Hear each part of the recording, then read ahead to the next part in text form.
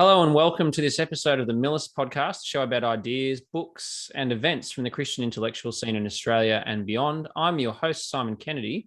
I'm the director of the Millis Institute and a senior lecturer in humanities at Christian Heritage College. I'm also a research fellow at the Institute for Advanced Studies in the Humanities at the University of Queensland. And I'm joined today by my friend, Dr. Bruce Pass. I'm just going to get Bruce up on the screen now. There he is. Bruce is lecturer in Christian thought and history at Brisbane School of Theology. He's also a senior research fellow at the School of Historical and Philosophical Inquiry at the University of Queensland. And he's the author of, one book and editor of another book and translator. The book he wrote is The Heart of Dogmatics, Christology and Christocentricism in Herman Bavinck. That's published in 2020. And he's a translator and editor of a number of Herman Bavinck's theological orations, and they're collected in a book that's entitled On Theology, which was published with Brill in 2020. And I'm really grateful, Bruce, that you've joined me today on the podcast. Welcome to the Millis Podcast. Yeah, thanks for having me, Simon. Before we get into the important stuff about this chap called Bavinck, Bruce, could you share with our audience some of your background? So you've gone from being a classical musician to being an Anglican minister to now being a theologian and lecturer. What's the journey to Brisbane and Brisbane School of Theology, if you want to give us a potted history? Yeah, the potted history. Yes, for many years I was a classical pianist, had the great privilege of studying in Sydney first at the Conservatorium and then in Weimar in Germany. And that was just marvellous opportunities. I think for me, it became increasingly clear to me over a period of time that my place in God's kingdom and my place in serving him was in teaching and preaching God's word rather than being a musician. It's interesting, at the time I felt I could identify colleagues who were musicians and their place is kind of to be musicians. They seem to be doing that better than me. Yeah, they're all now in full-time ministry. So maybe we're all looking at each other thinking the same thought. Yeah. But I wanted to continue ministering to Lebanese Muslims, among whom I lived in the southwest of Sydney. Yeah. Just near the airport. Spent 6 years in that suburb, and there weren't that many churches in that city. And a lot of migrants. So that was my initial hope in ministry. I was ordained as an Anglican minister in the Diocese of Sydney. Yeah. And since then, I've moved to increasingly white neighbourhoods. Right. So I pastored a church in the Upper North Shore of Sydney for 4 years. That was a church plant. So followed by a doctorate at the University of Edinburgh. Yes. And now I live in Brisbane. Yeah. Where as you introduced me very kindly, I'm a lecturer in Christian thought and history at the Brisbane School of Theology. Yes. Yeah, very good. It's interesting. I too used to be a musician in the past, but we won't talk too much about that. Yeah, very interesting. It's always interesting to hear people's backgrounds and where they've come from. Now, so you did your doctorate at the University of Edinburgh, and your doctorate was on a chap called Herman Bavinck. Can you introduce us to this person? So who was Bavinck, and can you give us something of a biography of him? And then we'll follow up and kind of find out more about what he thought. But who was he, first of all? Yeah, Herman Bavinck's a very intriguing figure that came to prominence in 2008 with the completion of the translation of his main work. Reformed Dogmatics is 4 volumes. Little bits of it had been translated in the previous 100 years, but it wasn't actually until 2008 that the whole thing had been translated. And it has basically become a bit of a cottage industry since then. I think the interest in Bavinck is that he is a theologian that's not as boring as Hodge, but is more conservative than Barth. Yeah. So he's a bit of a bodge. If you put those two theologians together. Yes, very good. He's a bodge. And you're talking about Charles Hodge there, aren't you? Like Princeton's Charles Hodge. Yeah. That's right. Yeah. Well, maybe we could say he's a heart. Oh, yeah. So he does have this pietistic streak to his Yes. of Christianity, and he grew up in those circles, and he's a late 19th century man. So when you read Bavinck, you do get this sense of a very warm heart, as well as somebody who's deeply committed to the intellectual history of Western Europe and antiquity. He was a Semitic scholar before he devoted himself to dogmatics or systematic theology. Yeah. And I think that appealed to me very much, that this was somebody who was deeply interested in the philological task.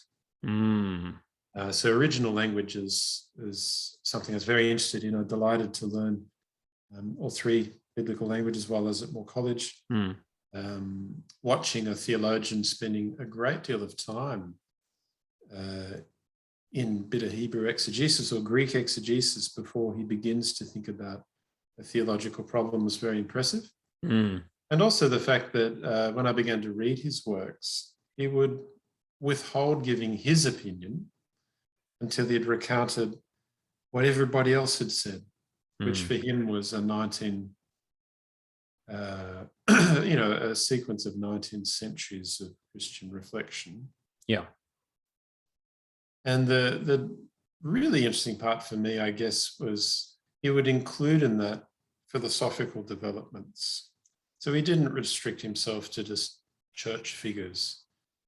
He was very interested in figures who might identify as Christians, but perhaps we would shrug our shoulders a little bit. So figures like Kant and Hegel, deeply interested in modern philosophy, deeply interested in ancient philosophy, back to the pre-Socratics. And this to me was a vision of theological reflection that I hadn't really encountered much. Right. And there seemed to be a deep humility about rehearsing what everybody else had said on this subject before I tell you what I think. Yes. This historiographical approach, I guess, to theology struck me as potentially a way of teaching me something about where I'm located in a much longer story and in a family of, like, the house of faith, the household of faith. Yes. So I felt like I needed to stick with him until I'd really absorbed that. And if I'm really telling the truth, I thought I should probably read it before I read Karl Barth. So it's been my preparatory project. I see. So your whole doctorate is a preparation for Barth. Is that what you're saying? Basically, that's what it was. And so this year, 2021, marks the centenary of Bavinck's death, and you're organising a conference to mark this. And I'm actually giving a paper at this conference, which I'm really pleased to be doing. And there's a big gap in the shelf just here. Viewers will be able to see it. That's my Bavinck gap. All of my books are in my home office because I'm working on writing this paper at the moment. So I don't have any books I can kind of wave around because they're all at home. I'm working on them. But you're organising a conference. We'll come back to the conference. But the question probably for listeners and viewers is why would you organise a conference on Herman Bavinck? I mean, why does he matter for theology? I mean, he's becoming more of a big deal. You said there's a cottage industry growing up around him, and spaces like the Gospel Coalition and other more popular evangelical and reformed spaces are promoting his work. Why does he matter? Why is there this resurgence in interest in Bavinck in our circles? Yeah, that's a great question. I think with the conference and even just with the books that I've published, one of my motivations was to provide something that didn't exist when I started reading Bavinck myself 10 years ago. And I could actually identify particular publications that I wanted to produce something on a different topic that was like this. So I remember being particularly impressed by Henk van den Belt's chapter on Bavinck in a book that he wrote on the authority of Scripture. So I thought, I want to write a whole book that's like that chapter, but on the modern side of Bavinck, the German idealism side of Bavinck. And this is the Heart of Dogmatics. This is your book that you're talking about. Yeah, and that became the Heart of Dogmatics. And when I look back on it, I think, I'll leave it to other people to measure its value. Sure. I'm really glad that that's the type of project I was able to do. And now, even with the translation projects, I remember before I read Dutch, thinking, oh, wow, modernism and orthodoxy just seems like an important text. Yeah. It's a shame that that's not translated yet. Yeah. So those 4 pretty lengthy pieces, they're pretty long speeches. But being able to make those available for people who may not yet have Dutch is something I wanted to do. And even the conference, one of the real highlights of my undergrad theology was that it coincided with the quincentenary of Calvin. And Moore College convened a conference at which Paul Helm and Oliver Crisp spoke. And that was just an extraordinary opportunity. So, to provide a conference like that, we have 5 plenary speakers from other countries who are experts in their fields. So to provide something that didn't exist 10 years ago, I think is a great part of my motivation in these projects. That makes a lot of sense. And I've read the orations that you translated to great profit. I think that they're tremendously interesting, and they show the development of his thought on those questions of religion, theology, and the academy over his career. So I encourage listeners to go and have a look at that. You may have to remortgage your house to be able to purchase a copy, but if you can get a copy through your library, that's the way to do it. It's not your fault though, Bruce. You don't set the price. No, it's unfortunate. Academic publishing is really for libraries to purchase, unless you're really excited about Bavinck or you're independently wealthy. Or you own a library. Yes, exactly. And it's a great book. I mean, it's worth buying to read. I found it excellent. But I guess the question now is, I definitely understand. We understand, I think, why you would organise the conference. But why is there a resurgence in interest on someone like Bavinck? Why is everyone talking about him, do you think? Yeah, I think in America there's a great interest in the circles that are Reformed, because Bavinck offers a very seriously thought out alternative to questions that were the pressing questions until the First World War. Right. And they would be things like modernism and orthodoxy, right? But other issues as well, Christ and culture and so on. Yeah, I think you can boil it down to, because we have the towering figure of Karl Barth, who then comes and gives a very different answer. I think, Karl Barth read Bavinck and used Bavinck to, not just as a historical source, but also as a constructive source. So some of Barth's great emphasis on revelation is something that he found very attractive in Bavinck. And so this basic idea that we need to retrieve a very robust doctrine of revelation is an intuition among conservative Protestants, and I would number Barth as belonging to that group when you look at the alternatives. And so but of course, Karl Barth has a very different answer to Bavinck. But what I found particularly interesting in my doctoral studies was to realise that the nature of the different answer boils down to different judgments that are made with respect to hermeneutics, different judgments which are made with respect to the historical Jesus. And Bavinck offers a very sophisticated alternative to the judgments that Karl Barth had made.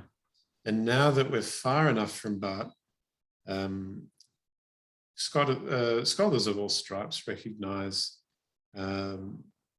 the extraordinary depth and richness of Barth, as well as some of his limitations.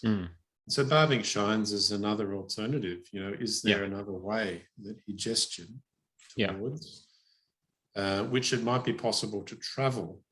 And as I indicated, your alternatives are a bit thin for that type of theology. Going backwards, you've got stodgy Hodgie. But going forwards, you don't have people like Bavinck producing something that's comparable to what he did. Not of his stature. So I think that's why people are wanting to read a systematic theology that's 100 years old, is because of that. Yeah, very interesting. Do you think that there's also, it's partly, do you think that there's a bit of people tend to leap from sort of Calvin to either, and they might land on Hodge, but then they might skip Hodge and then come to the 20th century and go, oh, well, you know, we've read Calvin and now we're going to do our own thing. But there's actually there are these figures in between, and Bavinck's one of these major figures in between who actually offers something as substantial as what Calvin's doing in effect. Would you say?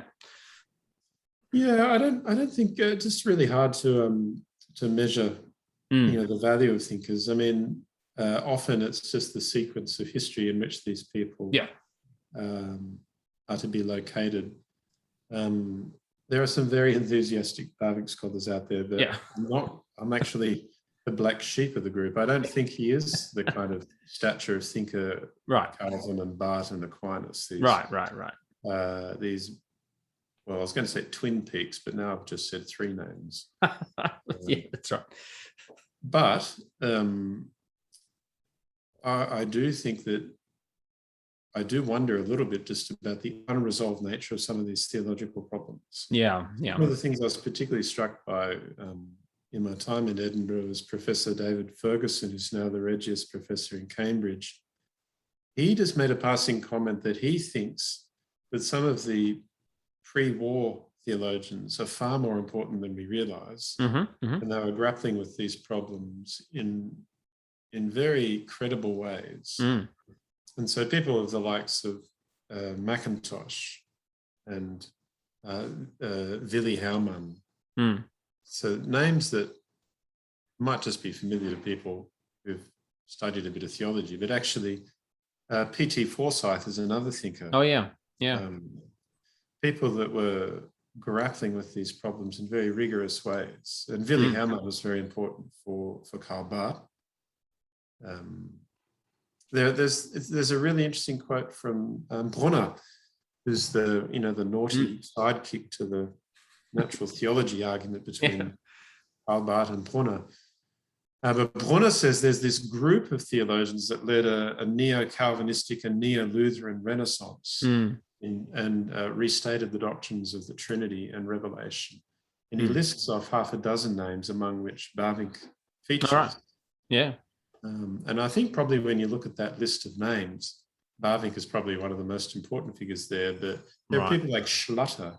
Adolf Schlatter is a very important figure. And it's interesting, nobody's really interested in Schlatter anymore, but he's a towering figure of conservative Protestant thought at the end of the 19th century. And everybody recognised that. So Barth, Bonhoeffer, all of these people went to hear Schlatter. Yeah, interesting. Very interesting. And so Bavinck's one of the figures that's kind of being retrieved, I guess, from this era of... Yeah, he's a very similar figure to Schlatter, except that he worked at a tiny little college in the Netherlands. Yeah, it's very interesting, isn't it? So he was a professor at Kampen and then at the Free University, correct? Indeed. And although the Free University is a large university now, it had very humble genesis, very humble beginning. Yeah. And so Bavinck would be it's safe to categorize Bavinck as a neo-Calvinist. He walked alongside Abraham Kuyper, and he was actually a member of Parliament as well, just like Kuyper was, which is really fascinating. It's a different era, isn't it? I mean, I'm not sure whether you're planning to become a member of Parliament, Bruce, but I don't know if I'll have time. But but how does he fit in as a neo-Calvinist? Because when I read him, I've studied neo-Calvinism, done a bit of writing on it, and he doesn't have the obvious distinctives that Kuyper brings out in his writings. And Kuyper's a lot more bombastic than Bavinck ever would be. But Bavinck is still in this camp. I mean, how does this work, do you think, in terms of when in assessing where Bavinck is coming from and his work? Yeah, it's a very good question. It's actually an area of research that hasn't really been exhausted. Right. So people have written on the relationship of Kuyper and Bavinck. But I actually think there's a little bit more to poke and prod. One of the interesting features that Bavinck found so compelling in Kuyper's thought is just a retrieval of the doctrine of creation. Yes. So there's the famous saying, and Kuyper was an extraordinary orator. When you just read his speeches, you can imagine the electricity of the room. Yeah. it just leaps off the page. And this is why he was very effective in politics. He was an extraordinary public speaker. But that famous quote about there not being a square inch of the earth over which Christ does not declare mine. This kind of rhetoric that Christ is Lord of creation as well as the Lord of redemption.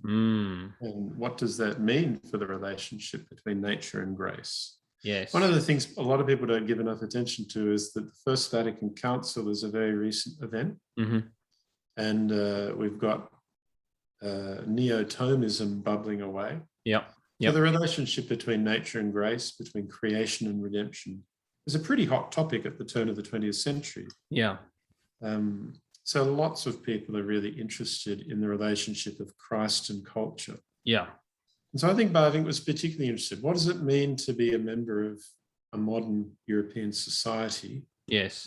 And a conservative Protestant, because those things had often been cast as mutually exclusive, or else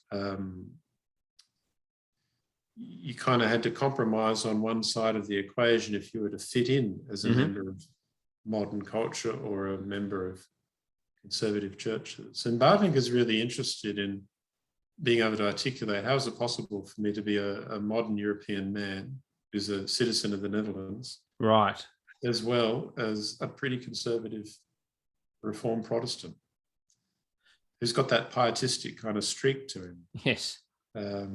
And I think that's something he really, really resonated with in the works of Kuyper. So it's the relationship between Christ and culture, or the framework for that Kuyper articulated, which actually flows from his emphases on doctrine of creation and the way that Christ is Lord of that realm as well as of redemption. That you're suggesting is makes him a neo-Calvinist, I suppose. And this strain of thinking, there's an interesting line of continuity through to the Yale School with H. Richard Niebuhr's famous book, Christ and Culture. And then Hans Frey's Types of Christian Theology, which sets out a typology of Christ and culture, a theological typology that is essentially the same issue. So there's some very interesting connections to be drawn going forwards. And George Hunsinger is a thinker who's actually alerted evangelicals to that. Might not have necessarily connected the dots in the arguments that in the American reception of Karl Barth, you have people like Carl Henry on the one side and Cornelius von Til. And then on the other side, those Protestants that were more enthusiastic about Karl Barth. Hunsinger perceptively notes that Bavinck's a figure that it'd be very profitable to read and think about in the midst of those fairly turgid arguments. Yes. You've hinted now, I guess, Bavinck's place in the history of thought. Do you think he's a modern thinker or a modern person, or is he better understood as a traditional Reformed theologian? I suppose I'm actually, my current research on Bavinck's looking at his philosophy of history, and so I'm seeing a lot of interesting interplays between 19th century German idealism and what Bavinck's thinking. But most people will read him as backing up what Calvin said, and so how are we? I suppose you probably know what I mean. Like, how are we meant to understand him? Do you think? What's the best way of understanding Bavinck in this context? Is he modern or is he more of a traditional thinker, do you think? Yeah, that's an important question that the scholarship is wrestling with at the moment. And one of the things that I wanted to draw out in my own doctoral research was to ask that question: what does it even mean?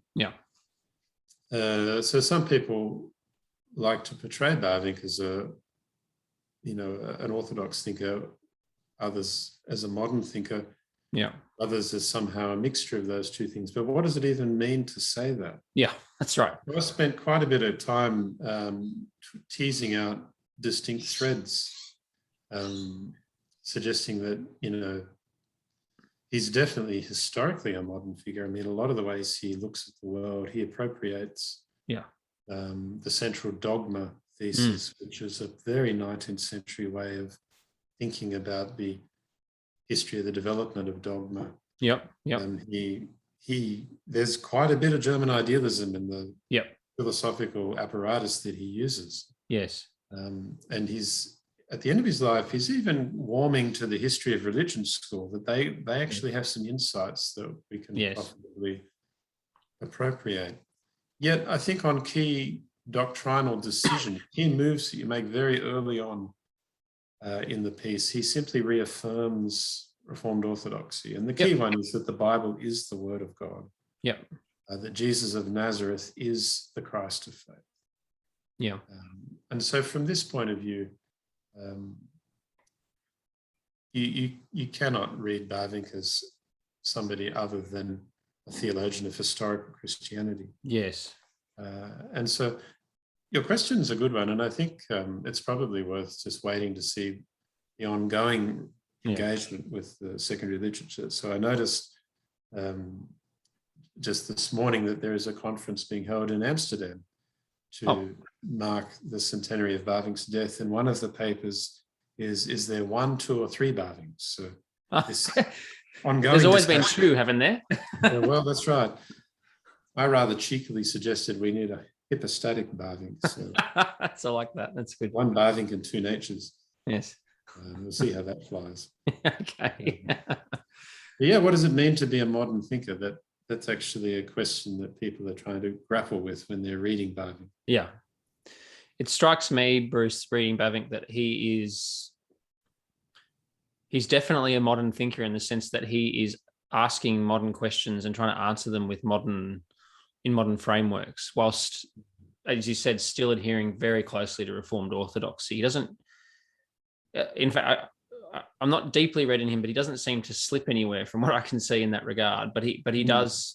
He's definitely, like you've mentioned, his engagement with German idealism is quite striking and very sophisticated. He's read these thinkers and he's wrestled with them. And if he weren't a man if he wasn't a man of his own age, he wouldn't bother. You know what I mean? So he's actually really trying to engage the culture in that sense, I think. And I think Bavinck even reveals himself to be anticipating late modernism or postmodernism, if you like, because he adopts a very eclectic approach to these thinkers. Yeah. So he doesn't tie his wagon to any one thinker. And that's a very late modern or postmodern idea, that you can actually take a polyphonic approach, if you like, to different mutually exclusive frameworks. So the fact that he does that is something which is very striking. Yeah. It raises the stakes on coherence. Yes. Can you actually mix, water and oil and get mayonnaise, or do you just have these 2 mutually exclusive frameworks that sit in a kind of a suspension? So Bavinck is also doing retrieval theology, or resourcement theology, as the Roman Catholics would speak of this idea. People like Blondel and de Lubac. He's doing a resourcement of theology and philosophy of many eras. And I think that actually connects to the contemporary moment in a way that is perhaps even more prescient than other thinkers. Yeah. So this kind of eclecticism, you don't see that philosophical eclecticism in Karl Barth. He has a very different rationale. Yeah. If you read his monograph on Anselm, this is not what's going on with Karl Barth. And so it's just curious as a project to can we do that now? Like, people are trying to do that now. Yes. Yeah. And tell us more about the conference. Yeah. So it's coming up in December. You had to put up a poster with Bavinck wearing a mask at one point because it had been postponed, and call for papers was was adjusted in light of that. So you said you got 5 plenary speakers, Indeed. And I guess you don't know exactly what's going to happen, do you? Because we don't know what's going to happen with borders, even within Australia, let alone overseas. So yes. So I was very keen to postpone the conference 6 months just to see what might transpire. So as things stand, we are planning, Lord willing, to convene the conference in person in Brisbane, even if that only means with interstate travel restrictions and international travel restrictions, that it's only people in Queensland that can get there in person. There's certainly sufficient interest. It'll be a nice time. Yeah. My deep hope is that the borders will be open and that those interested in Sydney, Melbourne and Perth and wherever, we have I'm hoping also that the scholars from New Zealand could get across on some kind of travel corridor. I think I'm reconciled to the fact that all the international speakers won't be able to come, and that includes 4 of our plenary speakers. So we have 18 short papers, and about half of those are from scholars in North America, in Britain, in Europe, and Asia, actually, which is very interesting. Asia, very good. Bavinck studies. It would be, I've reconciled myself to the fact that that's just happening on Zoom. So all I'm trying to communicate to people is that it's on, and at a minimum, it's on Zoom. But if you're an Australian, then maybe you can get here in person. If you're in Brisbane, there's a very high likelihood you can get there in person. That's something I'm looking forward to greatly, is gathering with everyone to be there in person. And so it's happening. What the dates are? Correct me if I'm wrong. Actually, 9th and 10th of December. Is that right? No, it's the 6th and 7th. Thank you. 6th and 7th of December. Thank you. And the plenary speakers, can you list them for us, just to give us a bit of a taster of what's coming? So we have the schema of the conference is a glance at Bavinck's entire work, output, and contribution in life. So this hasn't really been done very satisfactorily. So Bavinck, as you mentioned, was a politician. He also wrote in the fields of pedagogy. He was knighted for his services to pedagogy in the Netherlands. He wrote on psychology. He was very interested in psychology. What makes that interesting is that Freud is just publishing his material, and this is a burgeoning field of inquiry in Western Europe. He also, as I mentioned, was very invested in the philological task. So we're seeking to reflect all of those with the plenary speakers as well as the short papers that have been accepted. So we have Henk van den Belt, who occupies Bavinck's chair at the Free University in Amsterdam. He will be speaking on Bavinck's appropriation of reformed sources. We have Kurt van Beckham, who teaches at the other institute where Bavinck taught. He's an Old Testament professor, and he'll be speaking on Bavinck's use of Scripture.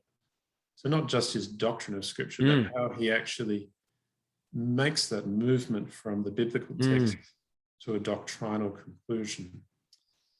Then we're privileged to also be welcoming Oliver Crisp, who will be speaking on Bavinck's use of philosophy. Fantastic. There's a very robust philosophical element in Bavinck. Absolutely. And we're pleased to have Graham Cole speaking in Bavinck as a Trinitarian theologian. So I think there are a number of reasons why we can focus on Bavinck as a Trinitarian theologian, even though I argue that Christology is the central dogma of his system. There are good reasons for that, so we'll have to listen to Graham on that. And James Eglinton will be speaking on Bavinck's political career.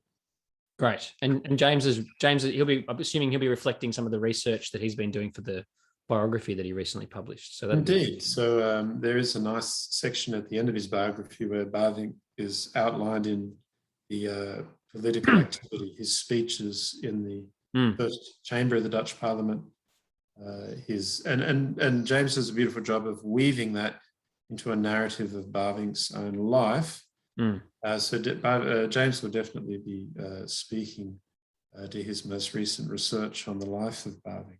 Fantastic. That's all very exciting. And the website has I'll put the website links in the show notes and so on, so people can look it up. But there's, as you said, there's a lot of other people giving papers on all kinds of topics, a whole wide range of topics: Christ and culture, his historical background of Bavinck, doctrinal sort of more studies in dogmatics, and so on. It looks like it's going to be a rich time. Bruce, before we finish, do you have anything else you want to share about what's happening for you in terms of your writing and research? Are you working on any other books, or are you ferreting around in other areas on Herman Bavinck perhaps at the moment? Oops. Bit of a wobble. Is everything okay? Yes. I don't know what you call it's not a Freudian slip or some other kind of slip there. Yeah. I've been doing a little bit of research in Bavinck's doctrine of providence, and the way his parliamentary speeches illumine that.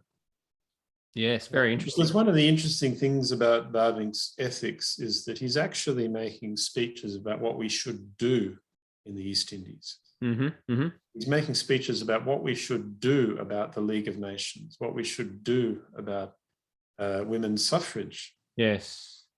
And when you get a theologian actually articulating actions that should be done, it's a very different situation to articulating abstract propositions about a doctrine. So yes, I'm actually problematizing some elements of Bavinck's doctrine of providence. Yes. Through the lens of his parliamentary speeches, and attempting to connect it to some more recent monographs on that doctrine, to explore ways that Bavinck's doctrine might be rehabilitated or perhaps slightly adjusted. So that's one area of research that I'm looking at. Another area is his doctrine of the church. Oh yeah, okay. So not necessarily seeking to reappropriate elements of his doctrine of the church, but I think there is a remarkable intuition that's structural in his theology, and it crops up in his doctrine of the church, but potentially can be used to re-articulate the marks of the church. Oh yeah, okay, sure. In a way that avoids some of the difficulties in Reformed theology on that element of ecclesiology, but also one that potentially has ecumenical potential. Very good. That's all. That all sounds really, really interesting indeed. So, look, Bruce, I really appreciate you taking the time to come and join me on the podcast. It's been great to talk about Herman Bavinck and about the conference that's coming up. And so, yeah, really appreciate your time. Thanks for coming on. It's my pleasure, Simon. And thank you to our listeners and our viewers for joining us on the Millis Podcast. We'll see you again next time.